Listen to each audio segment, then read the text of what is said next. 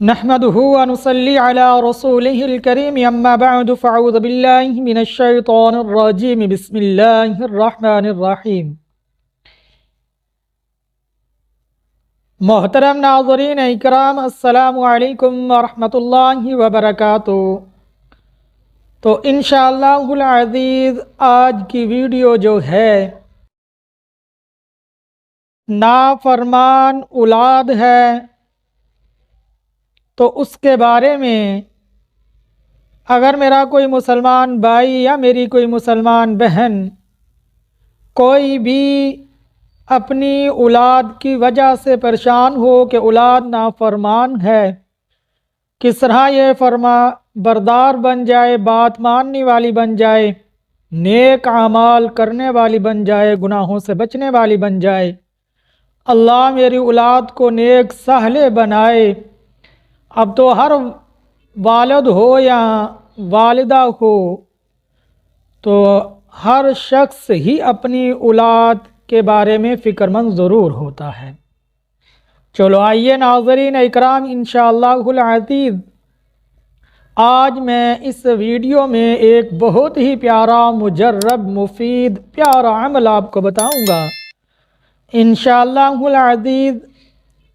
وہ عمل جب آپ کریں گے تو اس کے انوارات اور اس کی برکات انشاءاللہ العزیز خود اپنی آنکھوں سے دیکھ لیں گے۔ اگر ایسا خاوند کہ وہ سمجھتا ہے میری اہلیہ، میری گھر والی، میری بیوی میری نافرمان ہے، تو اسی طرح اگر بیوی سمجھتی ہے کہ میرا خاوند نافرمان ہے، میری بات نہیں مانتا، چلو آئیے انشاءاللہ پریشان نہ ہوں آپ،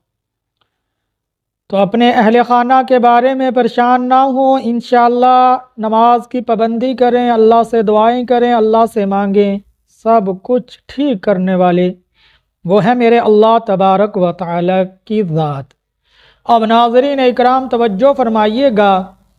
اللہ تبارک و تعالی کا صفاتی نام اسم اعظم ہے الشہید جل جلالہ۔ یہ اللہ تبارک و تعالی کا صفاتی نام اسم اعظم ہے۔ اب اس کا معنی ہے حاضر و ناظر، باخبر، جس کے علم میں کوئی بھی چیز پوشیدہ نہ ہو، وہ تمام غیب کے خزانوں سے خوب واقف، وہ ہر طرح کی پوشیدہ بات سے بھی واقف، پوشیدہ عمل سے بھی واقف، وہ ہیں اللہ تبارک و تعالی۔ اب دیکھیں اس اسم اعظم کا معنی بھی کتنا پیارا بنتا ہے، حاضر و ناظر، باخبر رہنے والا، کہ جس کے علم میں کوئی چیز بھی پوشیدہ نہ ہو۔ اب دیکھیں ناظرین اکرام، تو انشاءاللہ العزیز آپ نے عمل کیسے کرنا ہے۔ آپ نے صبح کی نماز مردوں نے باجماعت ادا کرنے کے بعد، اور میری ماؤں بہنوں نے فجر کی نماز پڑھنے کے بعد، اولاد اگر نافرمان ہے تو اس کی پیشانی پر ہاتھ رکھ کر تو 21 مرتبہ یا 31 مرتبہ اس اسم اعظم کو پڑھنا ہے، یا شہیدو یا شہیدو، 21 مرتبہ یا 31 مرتبہ۔ بعض علماء اکرام نے لکھا 21 مرتبہ، بعض علماء اکرام نے لکھا 31 مرتبہ۔ بہرحال آپ 31 مرتبہ پڑھ کے دم کریں، تو پھر انشاءاللہ العزیز دیکھیے گا یہ عمل انشاءاللہ کچھ دن کریں گے تو آپ کو انشاءاللہ اس کے فائدے نظر آنا شروع ہو جائیں گے۔ اسی طرح خاوند اپنی بیوی کی پیشانی پر ہاتھ رکھ کر صبح کی نماز باجماعت پڑھنے کے بعد 31 مرتبہ یا شہیدو پڑھ کر دم کرے تو انشاءاللہ فائدہ ہوگا۔ اسی طرح بیوی اگر سمجھتی ہے میرا خاوند نافرمان ہے، بات نہیں مانتا، وہ بھی فجر کی نماز پڑھنے کے بعد اس کی پیشانی پر اپنا دایاں ہاتھ رکھ کر تو کیا کرے، 31 مرتبہ یا شہیدو پڑھے۔ 21 مرتبہ بھی پڑھ سکتے ہیں اور 31 مرتبہ بھی پڑھ سکتے ہیں۔ تو پھر انشاءاللہ العزیز اگر اولاد نافرمان ہے تو ان کی پیشانی پر ہاتھ رکھ کر تو آپ 31 مرتبہ یا شہیدو پڑھیں، تو انشاءاللہ العزیز بہت زیادہ فائدہ آپ خود دیکھ لیں گے۔ اور اس کے بعد